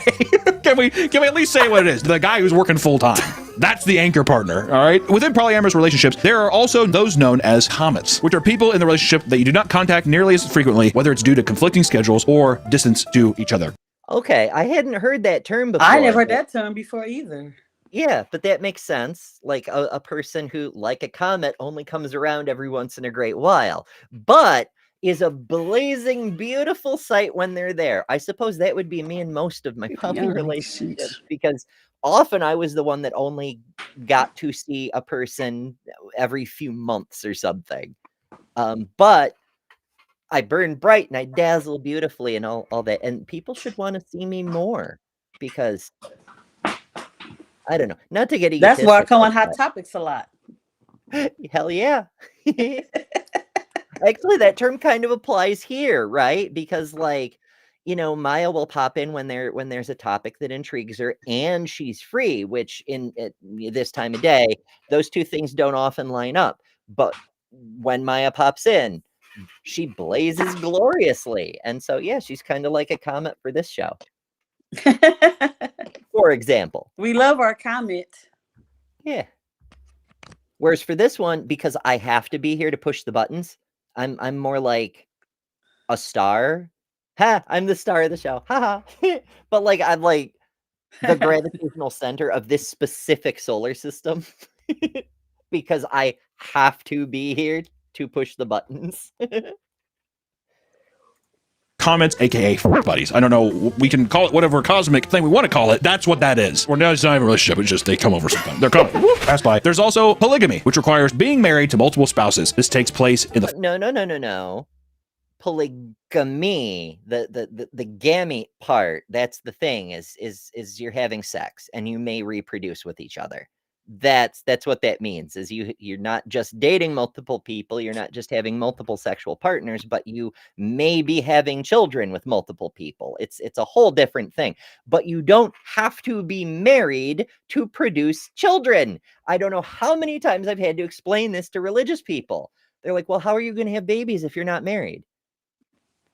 And most of the time, it's where the most polygamy, whatever she's like that, it's mostly the men are the ones that have the multiple wives, and the women just are just there pleasing that man. Depends. I mean, you will get a lot of like FLDS people where it's a sister wife situation, but there's other cultures where the women predominantly Yeah. have multiple partners and the I men are think also India is one that does with the women. Some cultures in India I've heard. But yeah, but mostly in America, you mostly see the men leading. And in the patriarchy. Bible as well. Yeah, patriarchy. Patriarchy will be predominantly male centered. That's what that does. I guess your nails clean, love. Let's be the same size as the videos for a while. It'll be fun. Form of polygamy, where one man is married to multiple women, or polyandry, where one woman is married to multiple men, aka my boys in the Mormon church. They live on compounds, and it's like really that one show. It's like one dude, 5 wives or whatever. It's too, because it's just Polyandry is multiple men. This for fuck's sake. Oh, so andros means male, gynos means female. So you would be not polygamous, which is gametes, but polygynous, which is multiple women. Polyandry means multiple men, not sister wives, the opposite of that. Holy shit. like he keeps marrying younger women. So the first wife, she's just like, we used to have a lot of fun back in the day, and then he's like only spends time at like the younger person's house. He has like multiple houses in this cul-de-sac, and he's just like, on Mondays I sleep here, on Tuesdays I sleep here. It's so but as you can see, as you start to get into the hyper-specific poly arrangements, things Who the fuck has that much money? Like we're all Yeah. like 6 people in a house just to afford rent, and he's over here like, yeah, I have 7 houses, one with a wife each day of the week kind of bullshit. Holy shit. Why do these fuckers have so much goddamn money? start to get a little complex. For example, the phrase solo poly, which you would think that's just a regular person, right? But a solo poly is ascribed to those who are single and polyamorous, choosing to prioritize their That's me. I'm a poly person, but I am currently single. own needs, even while engaging with multiple partners. Okay, so no, that's not what that means. If I mean, you can be solo poly as in you have active relationships, but you're not like forming polycules. You're just poly on your own, you know, and you'll have individual relationships with I dare say most poly people are like that. Because while polycules get all the attention, the sister wives and shit get TV shows. Most poly people are just doing their own thing. How can you be poly or monogamous if nobody wants you?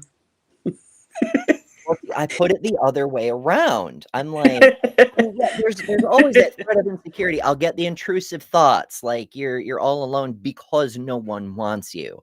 But that's not true. I just have to walk down the street during the daytime and I'll have people hollering at me, "Girl, what's your number?" You know. Yeah, but they want for that one reason, not for they want you for. But the point is, if you're single for a long time, you start to get those intrusive thoughts. No one could possibly love me. But the truth of it is, I'm not with someone because there's not someone I want to be with. Like, there's nobody around me who's worth my attention. It's not that I'm not good enough. It's nobody deserves my attention in my immediate area, you know? But I get And tired it's of that. important to keep that centered because those intrusive thoughts will fuck up your day. Hey, baby, you look good, baby. What's your number? Like that, that's turn off to me. There's more to me than this sexiness. I like the term euphoria because it's nice that people want to, you know, they find you attractive enough to try to get your attention, but they're doing it in like the most juvenile asshole way possible. So it's like, ew, but also thank you, you know? They often prefer not to have a nesting partner, a term used to describe the partner that you choose to live with. Yeah, so you're just sleeping around. Okay, yes, it could look like you being a buddy who's basically just a couch potato hopping from house to house or from nest to nest. Ooh. You're a couch server. You're a whore. See, this is why it gets complicated because like it's actually possible. A lot of people say the whole nesting partner thing is basically being monogamous, but with extra partners. But because of the cultural framing, everything is in terms of how does it relate to monogamy. You could have multiple nesting partners too. You sure can. The same way you could have multiple sexual partners. You could anything you can do with one partner, you can do with multiple partners, except necessarily have a baby at the same time. That's theoretically If he was a possible. guy, you Not really could. practical. Like, holy shit. You're a homeless person having sex with random people. Oh, it's a nest. You're not a bird. You're a whore. Solo poly people can also engage in Well, that's just homeless? rude. Although, in fairness, I have been known to charge from time to time, so it would be accurate to call me a whore. But in the same way, Ray Comfort is like, as you ever told a lie, you are a liar for all time in all things. But I mean, you know, I don't always charge. parallel polyamory. Feel like a Doctor Strange or something. I'm like, parallel polyamory, where their various partners are aware of each other but don't meet or interact with each other. Do not talk to him. Yeah, so it's like you know of their existence, but you don't ever want to speak to them, which to me also means that person does not know about you. There's also Well, no, that's not necessarily true. A lot of times people are open and honest, but they have no interest in engaging with their partner's partners. Like, for some people, that's weird. They're like, I'm glad you're happy, but I don't want to know them, you know? And that's fine. monopoly, where only one member in a couple engages in polyamorous relationships. Some couples use this setup to save a relationship when one partner has a tendency to cheat, which doesn't always end well. Well, I know you're going to cheat. Yeah, you'll end up with open marriages kind of thing, but that's not the same. First of all, it's not moly-poly, it's monopoly.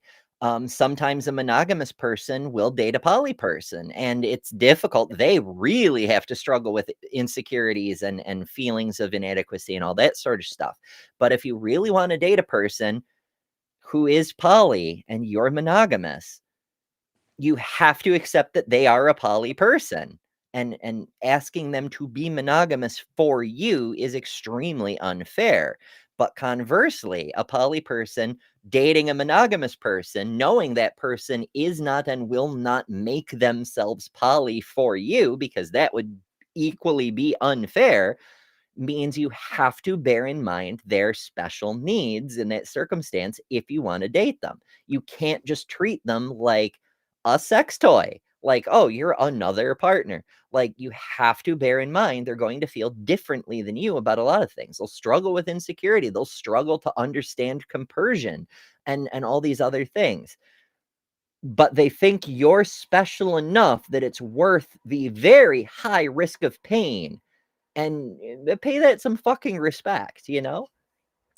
I read a lot of Reddit stories about that, about different people that's poly, monogamy, and then they date, and then one person, am I the asshole because I don't want to stop being poly, you know, and stuff like that. Yeah, you shouldn't have to stop being you for a partner. But there are some people who are like, hey, if you're going to be with me, we have to be monogamous because I can't handle a partner being poly.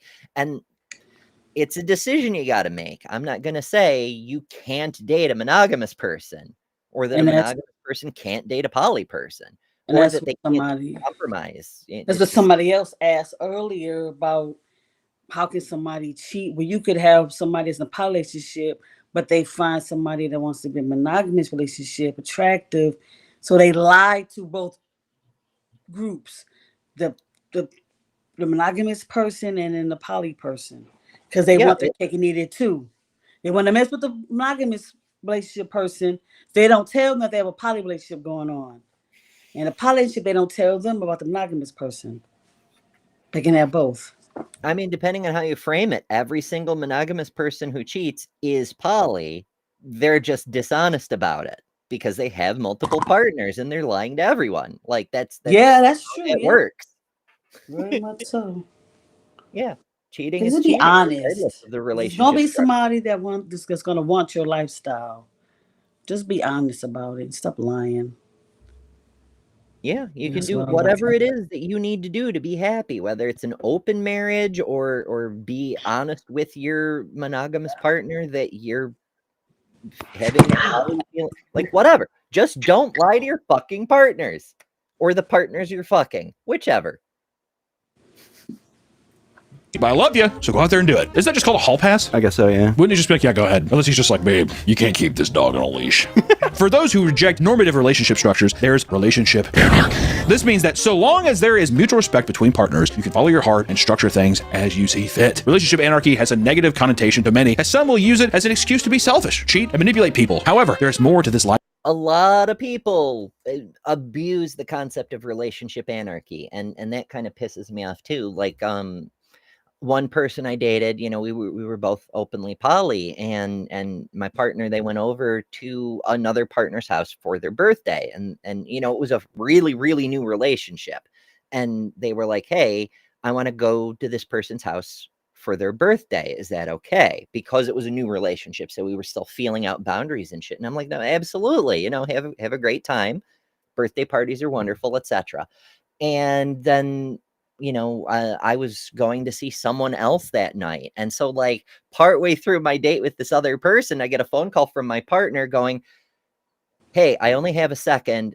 I sent him to go get condoms. Are you cool with this? And I'm like, what? Like, you can't. No, that's. If you're going to respect my opinion, like, what do you want me to say here on the spot in the moment while I'm on a date with someone else? Right? You know, like, that's so fucked up. If that's going to be, if it's a thing that you have to discuss and talk about, and because it's relationship anarchy, nothing is taken for granted. Every step has to be negotiated. But, like, you can't just spring something on a person in the moment.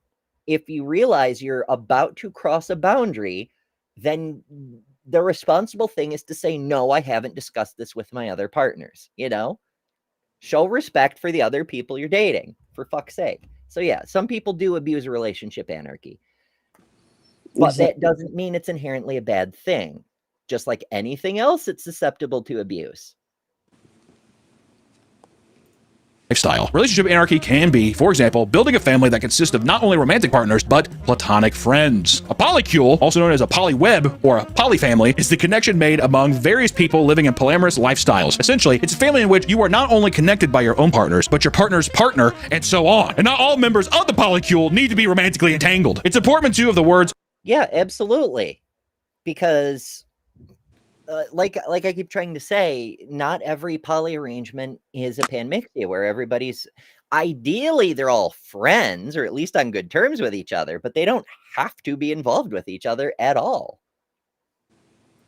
Polyamory and molecule. Some people who participate in this will create charts to explain the complex web of relationships contained.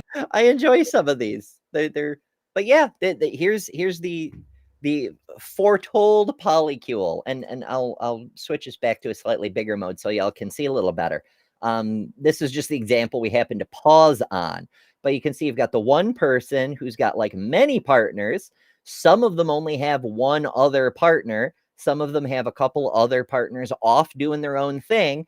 And then some of them are connected to each other, and a few of them aren't even connected back to the main partner. Like, this is just this person's web of people. But like, if we recentered this depiction on, say, this person, then you'd have the little spider web of partners around them. But these people would be way off to the side because they're only attached by this person, you know? It could be freaking anything. In their polycule. You probably thought you were on Ancestry.com. No. This is a polycule, my friends. I like how it's showing former partners. Well, we were dating, and I was a part of their thing. What's the thing, dude? You gotta have a little ancestry. You gotta have a little family tree of your polycule. Because you probably are also like, I might go back. I feel like these are like little islands. They're like little Mario worlds you get to travel to. What are some of these asexual, non-sexual partnerships? Long distance? Like how it's just friend. Non-sexual partnership. So it's a buddy. No, it's not the same. Like, friendship, you can love your friends. Hell, you can have sex with your friends, but that's not the same as a romantic relationship. And you very much can have, you know, as I often say, I'm a total slut for romance. Like, if a person is romantic in my general direction, and, you know, sometimes we talk about the love languages, and that's great. Understand that your give love languages, the way you express love, aren't necessarily the same as the ones you receive with. But if I receive in any fucking love language, I just melt, you know? And part of it is from not really getting that through much of my life. I'm sort of like starved for that kind of cake, and so I tend to melt a little bit more easily. But still, I'm a very romantic person, even though I have virtually no libido, you know? So Yeah, but it's you not the can. same. But here's the thing: you can be asexual and still like to hold hands or to cuddle and things like that. So that's a little different. Because certain things I don't want to do with my friend. Because holding hands to me is really intimate. Kissing to me is very intimate. I'm not kissing a sexual partner. I'm not doing that. That's one thing I draw the line. So relationship, dating, seriously, that's the thing I would do. So it's a little different, you know? Yeah, I think it's one of those things that's not clearly defined on a cultural level, and so everybody's individual definitions are going to be different. But as a for example, if I'm in a romantic relationship with someone, um, first of all, that doesn't mean sex is necessarily off the table. Just because I have a very low libido doesn't mean it won't ever happen. But like if I'm in a completely ace relationship, but it's romantic, I wouldn't have a problem lying naked in bed and watching TV with my partner. Whereas with a friend, that would cross a big fucking line, you know? We have a question that I would like you to answer. Oh, we get lots of questions. Which Yes. which one are you What's your thinking? education background at Amber? You're strong in natural Theo's question. science. Yeah, I wanna know this answer myself. It's complicated. I've been in post-secondary education. Basically, before I graduated high school, I was already taking college courses, and I stayed in for 12, 13 years until my student loans ran out. Like I did a lot of stuff. I studied physics, I studied psychology, it's a really long list. If I got out all my diplomas, I could literally cover a wall with them.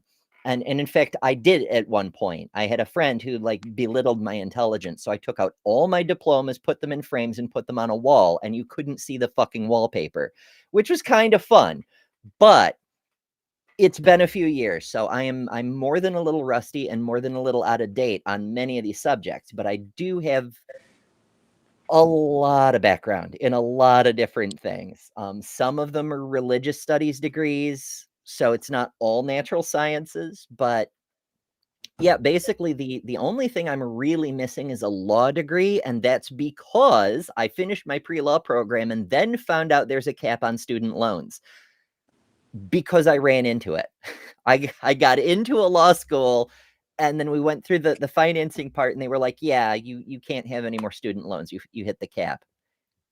There's a cap? Well, fuck me sideways with a mustard covered pretzel.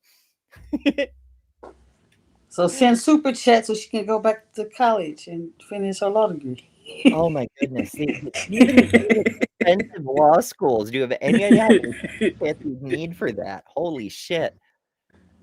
But yeah, so it's varied. I don't like to get into specifics for a couple of different reasons. A big one being that a lot of people just like to stick letters before or after their name and then appeal to authority based on that. Even though that's perfectly valid for people who have legitimate academic authorities and that's the only thing they do, like Dr. Kip, for example. His thing is in I forget the exact term for it, but he studies the Dead Sea Scrolls. That's his thing, and so he uses the doctorate for that, and that's fine. Dr. Josh, Dr. Bird, but I don't like to do it because it feels like that the kind of appeal to authority. Like I want people to one accept what I'm saying because I can demonstrate it's correct, not because I have academic authority. And two, feel free to tell me when I'm wrong, because sometimes I'm wrong and I want to know so I can stop being wrong. And people are a whole lot less likely to come after somebody who's got multiple PhDs and talks about them all the time is like, hey, you screwed up this thing. You said, polygamous when you should have said polyandrous or something. Like, people are much less likely to try to correct you if you've got that academic bulwark in front of your name. And I don't want that, So, yay. On the plus side, Lil is contributing to my educational fund, apparently. And sends a $2 super chat saying funding Ember's continuing education. I mean, right now I'm more focused on not dying and occasionally affording food, but I very much appreciate it. And also, I'm much likely to be able to continue school at some future point if I don't die. So there's that. Kelly, even though she's on the stream, sent a $2 super chat. Thank you so much. And says, let's give Ember her law degree. Or food, whichever you choose. I mean, yeah, not dying is the first step to getting a law degree someday. But yeah. But that's why I don't usually address that kind of question, because it's a long explanation and people are rarely satisfied with it. They're like, I want to know what school you went to, what year you graduated, were you valedictorian, all this sorts of stuff. And for the record, yes, I was valedictorian. That doesn't surprise me. I was not, but it doesn't surprise me that you were. Very beauty and brains all the way. Actually, one of the things, so my most recent degree, my pre-law program, was through online school. It was University of Phoenix, which gets shit on a lot because they will accept just about anybody. However, I needed online school at that point in my life, and the stars aligned to make that one more viable. But a thing about University of Phoenix is they have a lower graduation rate than Harvard. Like, you can get in, but you have less chance of getting all the way to a diploma than Harvard. Wow, so it's not like it's just a junk school, sort of thing. The classes are for real and all that stuff. And perhaps more importantly, my graduating class was over 10,000 people, and I got valedictorian in a class of that size. To me, that means a lot more than getting valedictorian in, a school of 300 or something. Because it's a bit more competitive. But, to each their own, I suppose. Also, that specifically, since I'm specifically naming things, was a bachelor's in criminal justice administration, which is not the same as a bachelor's in criminal justice. I am not and shall not ever be a cop. That's just not a thing I want to do. That's what I have my degree. That's what I have my degree in. I was a correction officer and a probation officer for years. I would never want to do that again in life. But we may continue the video. Kip says, I was not the valedictorian at my grad school, but I did win the thesis prize. Hell yeah.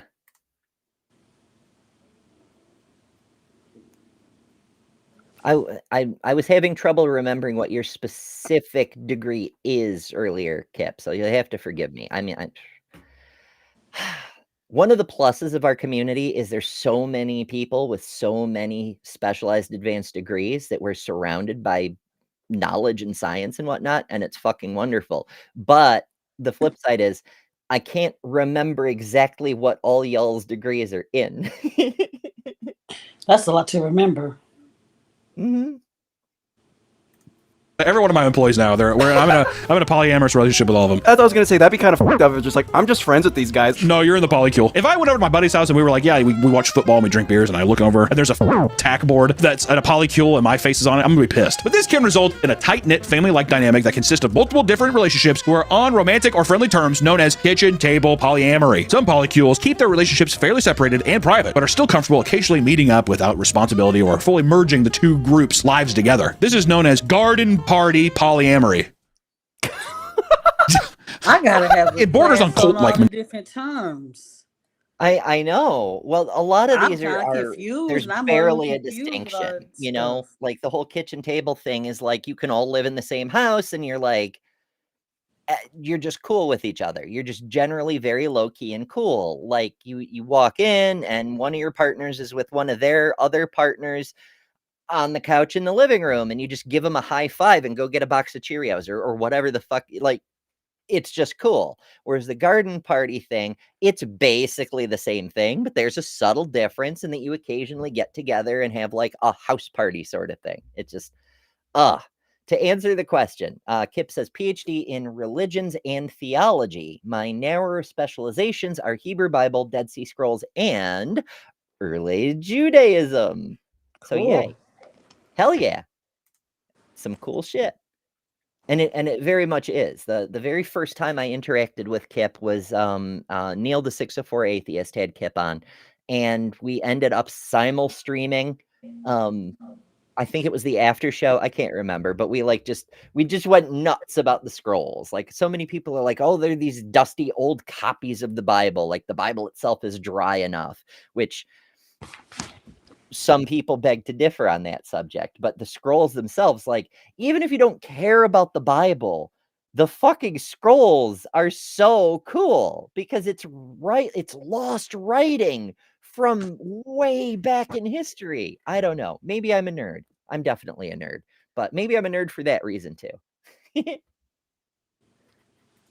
mentality. A little, yeah. We can also talk about compersion, which is the feeling happiness on behalf of your partner who is in another relationship. The word Yes, compersion. That's the most important thing because it's the opposite of jealousy. Instead of feeling possessive or feeling left out, you feel happy for your partner that they're happy. Like, you know, if you have a partner who is like super, super into NASCAR, but to you it bores you to tears, you might get them a NASCAR ticket when the races come to town. You might say, hey, I got you this thing. And you watch their face light up. And even though you cannot stand NASCAR, you're happy to see them happy. And you're fine with them going out and pursuing that interest without you because it's not a thing you want to do. You'd rather stay home and do a live stream or whatever it is that you do, you know, that sort of thing. That's compersion. Everybody understands it. They just don't understand it in terms of relationships. I don't think nothing's wrong with it, but I do have a problem. I've seen a lot of times, and Sally, it might be men in some cases, but I've seen with women will do that, but then the man will not do that for the women. You know, be something that, oh, I don't like going to ballets, but then she is going to every football game, which she don't like football. It's not Yeah, equal. that's Not to me, equal. that's being selfish. Is like what Yeah. I want and care about matters, but what you want and care about isn't important to me because you're property. Like, holy shit. It's infuriating. But the good news is we got to one of the key parts. Now, like I said at the beginning, we were never going to get through that whole video, but we did get to talk about a lot of important concepts and explain some of the common misconceptions and really we dug deeper into this than we usually get to in some of these kinds of streams. So I appreciate the opportunity to do that and to generally have a conversation about this sorts of stuff because it needs to be discussed more. I mean, it's difficult in this world filled with culture war bullshit. It's not like our civilization hinges on people understanding poly, but like destigmatizing things that people hate for no good reason. It's one of the things that's important to me to do. It's one of the reasons we're here. So thank you all so much for joining. Before we go, I want to read the super chats again because again, that's how I afford food. So I very, very much appreciate those. So Lilibel Trades sent 5 Emberships and a $2 super chat for funding Ember's continuing education. And Kelly sent a $2 super chat saying, let's give Ember her law degree. Woohoo! So thank you both so much for that. Thank you all for being here, interacting, correcting me when I'm wrong and asking questions to help clarify and so on and so forth. I appreciate it very, very much. I do have a question. Yeah. Is Joe having his thing this week? His little after with him and he's having his stream? Because Joe usually had a stream right on Mondays after this As one. far as I know, Joe's stream is starting in a few minutes. Okay. He may Okay. delay or I postpone again. was just curious. Okay. Yeah, I haven't promoted it because he sometimes postpones it last second, but as of right now, the stream will redirect everybody over to Joe's show, which is one of the reasons that we're wrapping up more on time than usual. But yes, thank you all so much for joining. And as I previously mentioned, top level supporters, Patreon members get their own special shout out in the credits of every show when I possibly can. Native. Thank you all for being here. Remember to subscribe if you're not, because we'd love to see you in the future, whether you're watching now or in the future, whatever the case may be. We'd love to see you in the live chat. So do make sure to subscribe and share. The share button is so underutilized, but I'm not preaching about that right now because we got to go. As always, remember, you don't have to deliberately misunderstand another person's entire way of living their lives because you are better than religion and culture in this case. Yeah, for sure. But toodles for now. We'll see you tomorrow. Thanks to the top level members and Patreon supporters for August: Miranda, Karen Butcher, Jessica the Transmetal Alchemist, Robin Webster, Maya Adkison, Jimmy Tux, Ian Chen, Kalasia, The Barely Bearable Atheist, Eric Wander, Jason Jacoby, The Mighty Filbert, Hunter Biden's Laptops, Larkwright, Greg S., Neurogeezer, Mage Greywolf, Faran Salas, Poor Claire, BTF Wayne, Cosmic Kyle, Bomb Poppy, RDZ, Billy Bongsalot, Marty Cameo, My Unfinished Sock, Austin Sims, Tinker Phil, Anarchic Fox, Sabrina Page, Leslie Hutchings, Gazela Mail, Evil Toe, Right-Handed Sith, Luke, D. Murphy, Jesse, Uncle Charlie, Ryan Cultastic, Kurisu Yamato, Scott Duke, Michael Bell, Sumami,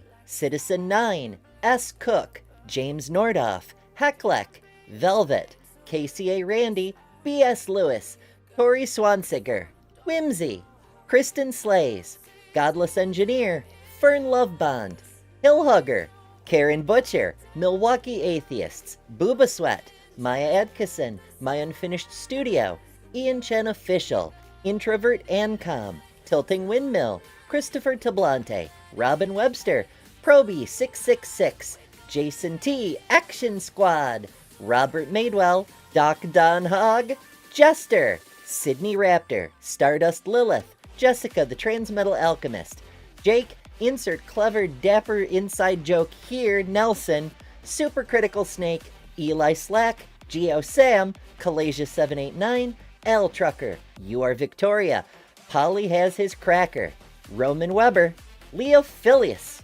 Nikki Pare, Jasper, Yahooligan, and Pinworm. Thank you all so much. I feel energized and grateful that you're part of this community. Thank you.